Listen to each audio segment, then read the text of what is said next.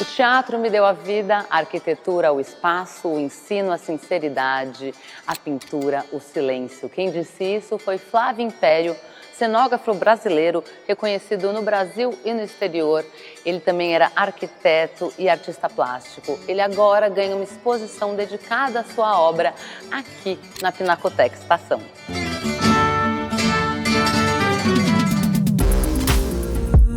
O Boulevard das Artes é a ideia de você transformar o espaço público através de instalações de arte e tecnologia, instalações de projeção mapeada, de lasers, instalações que transformam esse espaço, que é o corredor, numa sala de estar. Porque a projeção ela interfere na arquitetura, mas ao mesmo tempo ela é só digital, ela é apenas luz.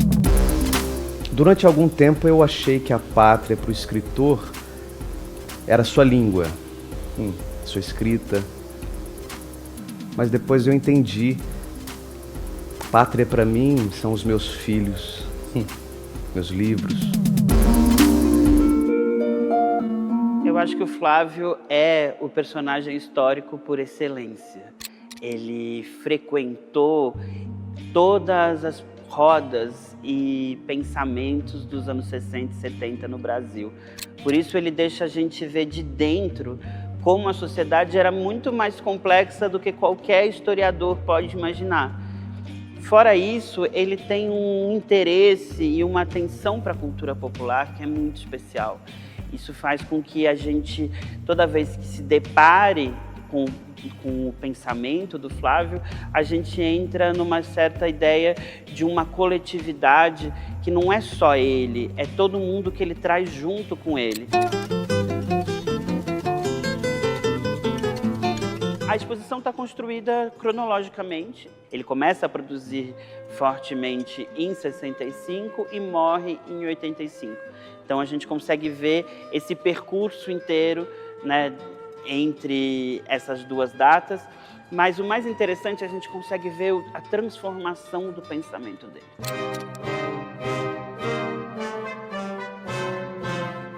Aqui a gente também tem, nessa sala, o começo dele no teatro, né? Que é um espaço... A cenografia dele é muito marcante historicamente no Brasil. A gente tem, inclusive, a primeira peça que ele monta, certo? Justamente. A gente tem Morte e Vida Severina, que é a primeira peça profissional que o Flávio monta. Essa peça é a que ele estreia num teatro profissional, que é o Teatro Experimental Cacilda Becker, estrelando Valmor Chagas, e faz Morte e Vida Severina, que é... A primeira vez eu acho que ele tem uma ideia de cenografia, que ele resolve a cenografia de um jeito muito simples, mas muito contundente. É durante os anos 60 que o Flávio revoluciona a cenografia brasileira. O Flávio faz com que a cenografia adentre toda a plateia e abarque todo mundo que está vivendo naquela mesma situação. Uma tigresa de unhas negras, íris, cor de mel.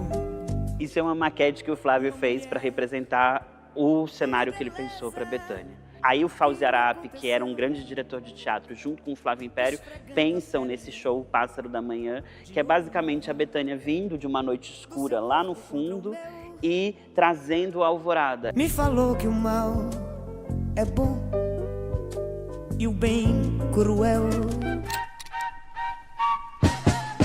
Essa daqui é a sala que seria os anos 80, enfim, e é meio o fim da vida do Flávio. Flávio morre jovem. Ele é uma das primeiras vítimas do HIV famosas que a gente conhece. E ele morre com 49 anos para fazer 50 anos.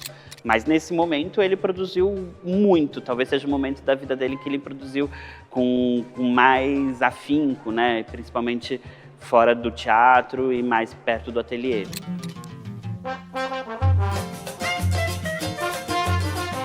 Nos anos 80 tem ele intensifica essa aproximação dele com a cultura popular e com o próprio bairro do Bexiga, que é onde ele nasceu e foi criado. Ele volta a morar no Bexiga.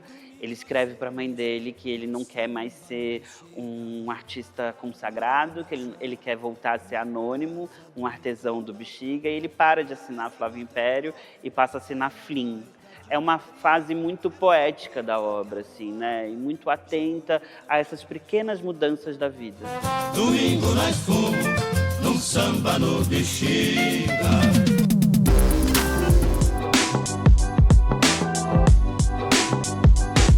O Boulevard é um projeto da Lei Municipal de Incentivo à Cultura, do PROMAC, e a gente está começando a fazer esse movimento para ter instalações de artes permanentes aqui na Avenida Paulista com a Consolação.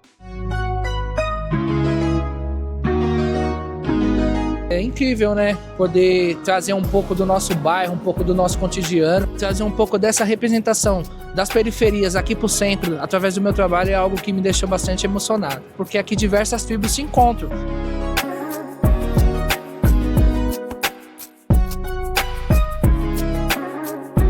Procurei pensar trabalhar com o território, né? A gente está aqui num cruzamento muito importante nessa região aqui da Paulista. Então eu chamei 5 artistas de cada região da cidade para eles darem um relato, um pouco de poesia sobre o que seria o paraíso e a consolação para eles. E a partir desses relatos, que são um misto de poesia, né? E também um pouquinho do que o que é morar em São Paulo, né?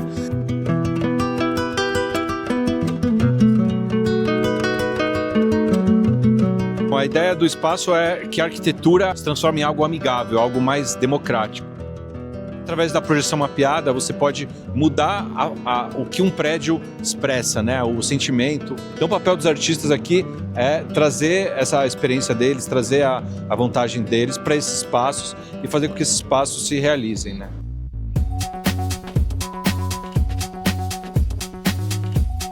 Tem um projeto sobre futebol de várzea do time do meu bairro. O time do meu bairro é um time de 68 chamado Jardim São Pedro. E eu tenho um projeto em cima desse time chamado O Resgate.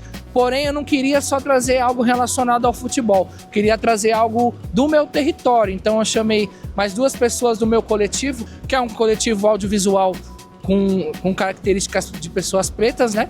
Então eu decidi juntar essas ideias de chamar de Fluxo da Bola, O Resgate e outras histórias.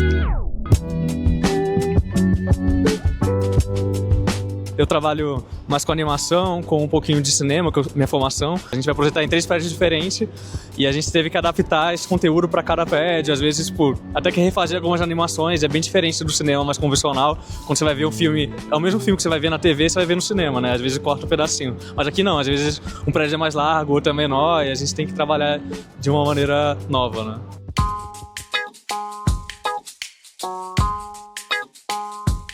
Estamos começando o teste de mapeamento em cada empena para tudo ficar regulado e cada pixel ficar dentro de seu centímetro quadrado.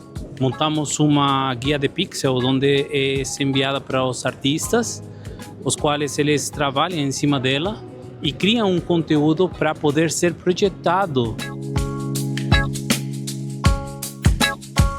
Apesar da Paulista em si ser um lugar nobre da cidade, essa área específica, que é a Praça dos Arcos, que é o encontro da Paulista com a Consolação, é um lugar mais complicado, é um lugar de grande movimento de carros e pouca permanência de pessoas. É quase que um não lugar na cidade, é apenas um corredor que as pessoas passam por aqui. Então a gente quer transformar esse não lugar num espaço de permanência, num destino para as pessoas pensarem: eu estou indo para São Paulo, vou ver o Boulevard das Artes, vou ver a Paulista como um espaço de arte. A ideia é que isso passe a ser instalações permanentes. Quem puder, segue o Boulevard das Artes no Instagram, a gente vai convidando as pessoas para virem assistir essas obras e transformar esse espaço público.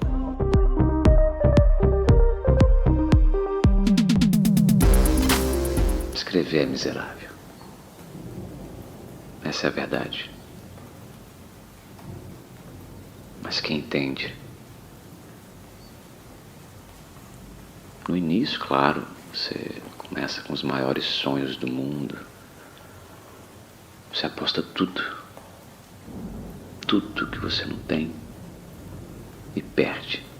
Deserto é a oportunidade de você se aproximar da obra do escritor chileno Roberto Bolanho, a partir do teatro, a partir dessa conexão também com essa voz do Bolanho. E quem está no palco, vivendo esse personagem e também, de alguma forma, conversando com a gente sobre a obra dele, é você, né, Renato? Deve ser fã do Bolanho para começar, né? Bom, felizmente.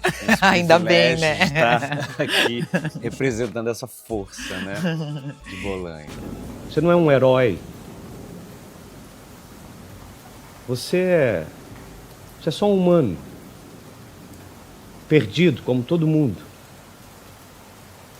Mas que tem coragem de olhar para si e escrever a partir disso. A gente coloca até no espetáculo isso, que são os músculos da poesia que ilumina esse caminho final, sabe? Então, acho que é um pouco isso. Acho que estar em contato com o Roberto Bolanho, para mim, é deixar com que esses músculos estejam ali latentes e pulsando, né? Para a gente colocar um pouco de poesia num mundo que é tão violento, né? Ele viveu a literatura dele, a poesia dele fala sobre esse mundo violento, né? Na hora final, esse sopro, esse arrepio, esse último sopro de Eros,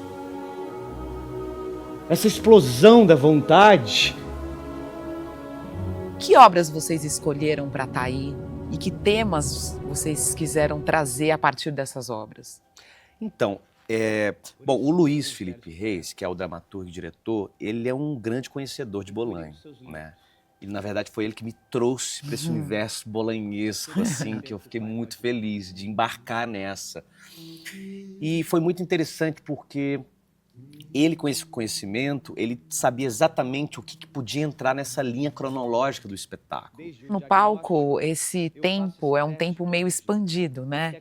Não é exatamente uma linha do tempo que vocês apresentam pra gente, ou tá na caminhada cronológica, a vida dele e as obras? Ela se mistura. A gente até tenta, só para situar um pouco o espectador, do que aconteceu em cada ano desde que ele descobriu a doença.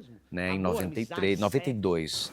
Assim que eu soube do meu diagnóstico, uma doença hepática crônica, a primeira coisa que eu decidi foi não trabalhar em mais nada, a não ser nos meus livros.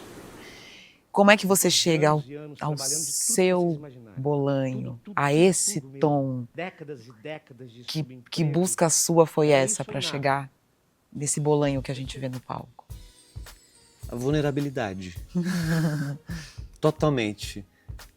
Foi um trabalho que se eu não estivesse vulnerável para ele, eu acho que ele não aconteceria como ele acontece.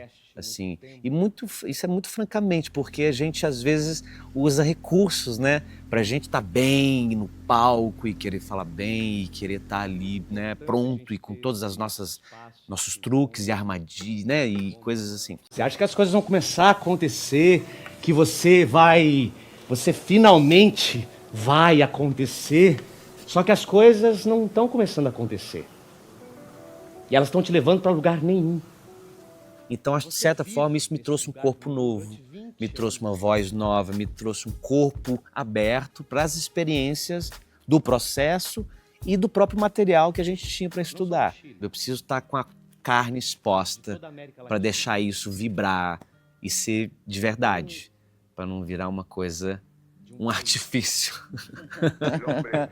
Não dá para ser artificial com o Roberto Bolanho e com tudo que ele fala. O Metrópolis volta amanhã. Tem mais novidades, conteúdos também nas nossas redes sociais. A gente espera por vocês. Para você ficar ligado em tudo o que acontece no programa Metrópolis, é só se inscrever no nosso canal.